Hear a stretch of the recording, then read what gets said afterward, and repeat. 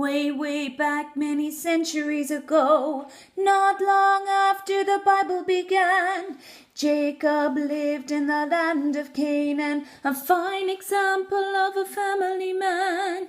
Jacob and sons depended on farming to earn their keep. Jacob and sons spent all of the day in the fields with sheep. Reuben was the eldest of the children of Israel, with Simeon and Levi the next in line. Naphtali and Issachar with Asher and Dan. Zebulun and Gad took the total to 9.